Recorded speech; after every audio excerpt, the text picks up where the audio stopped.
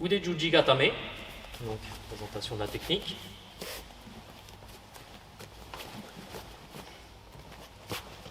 Voilà, donc là, on voit que ça risque pas d'être très efficace.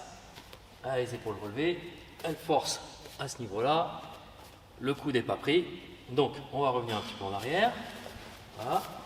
Donc, elle va récupérer la main, faire un Botai Sabaki, voilà, circulaire, et se placer un peu plus qu'à côté de lui, voilà, de façon à décaler un tout petit peu. Voilà. On baisse les épaules. Voilà. On baisse les épaules. Voilà. Et ensuite, on va avoir cette action ici d'entrée pour pouvoir faire la clé. Et comme pour Tenbin Gatame, vous avez le contrôle des trois articulations qui sont exactement les mêmes. La seule différence entre les deux, c'est simplement le point d'appui.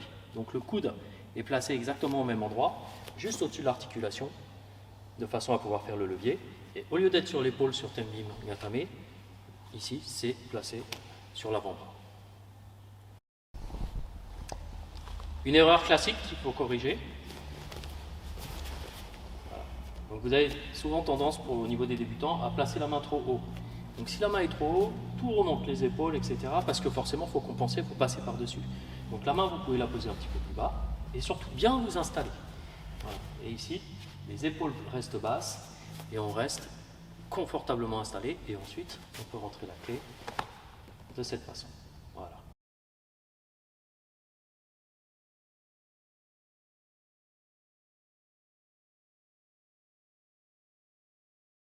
Pour résumer, l'idée du Juji Gatame, donc on prend le poignet, on passe le bras par-dessus, on récupère le coude et épaule bien basse, on vient faire l'action de clé sur le coude.